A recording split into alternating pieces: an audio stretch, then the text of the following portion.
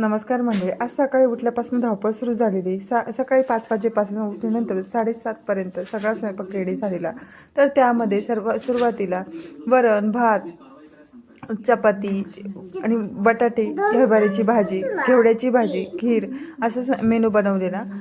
तर आज आहे गुरुचरित्र पारायणाची सांगता आणि लग्नालाही जायची धावपळ असल्यामुळे इतका सगळा स्वयंपाक इतक्या धावपळीमध्ये करून घेतला आणि अवघ्या 1 ते 1.5 तासामध्ये हा सगळा स्वयंपाक रेडी झालेला.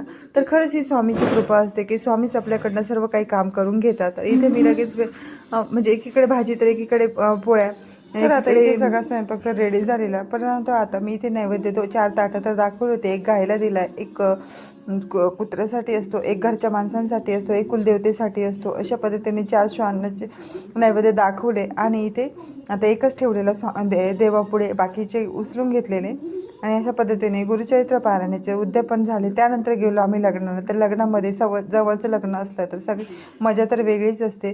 तर इथे नवरदेव सुद्धा नाचत होता. इतके छान अशी मस्त डान्स वगैरे झालेला. नवरदेव मिरवायचं काम चालू होतं. आम्ही गेल्यानंतर लगेच इथे माझे सर्व जावानंद आम्ही सर्वजण एकत्र भेटलेलो. सगळ्यांचे फोटो वगैरे शूट केलं. त्यानंतर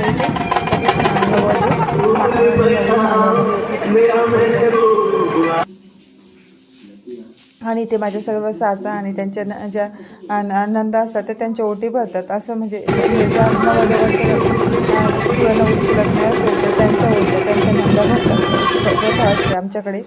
तर तो कार्यक्रम झाला. त्यानंतर नवरदेव आता इथे त्यांना दोघांना जानवा घालण्यात आले. त्यानंतर अंतरपाठ धरला आणि मस्त असं लग्न दोघांचे लग्नही छान लागले. आणि आता नवरी ओवाळते नवरदेवाला. तर बघा या पद्धतीने मस्त असं नवरीने नवरदेवाला ओळून घेतलं. त्यांच्या पायास देखील पडली.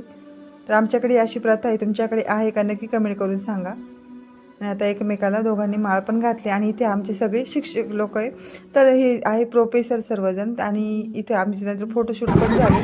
तर नवरीच स्वतः टीचर असल्यामुळे इथे सर्व शिक्षक लोक आले होते. त्यानंतर रुखवताचाही कार्यक्रम झाला. आणि इथे जे सर्व हे असतात ना, तर त्यांना आहे ना कुरडई करंजा वगैरे सर्व ते म्हणजे एकमेकाला भरवण्याचे काम चालू होतं. त्यानंतर इथे फळभाऱ्याचे कार्यक्रम चालू आहे नवरदेव नवरीचा. आणि त्यानंतर आता इथे जे सोनमुख असतं ते नाचवत आहे.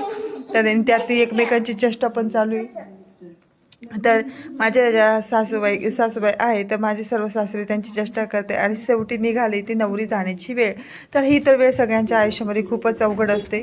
तर ही तीच वेळ आहे की एका मुलीला आपलं सर्व जावं लागतं. शिक्षण वगैरे तिच्या वडिलांना खूप रडू येतं की तिचं कुठल्याही मुलीचे वडील तिच्या सर्व शिक्षण करतात आणि तिला स्वतःच्या पायावर सुद्धा उभं करतात आजकाल. आणि त्यानंतर ती सर्व काही झाल्यानंतर तिला तिचे आई वडील सोडून सासरी जावं लागतं. तर प्रत्येक वडिलांसाठी खूपच अवघड गोष्ट असते. परंतु एक वेळेस आई तरी सगळ्यांसमोर रडू शकते, परंतु एक बाप तिच्या फक्त हृदयात आतमध्येच रडत असतो. तर फायनली आम्हाला माहिती असतं. आणि आता सर्वजण निघाली ज्याच्या त्याच्या घरी. चला बाय बाय, भेटूया अशीच एका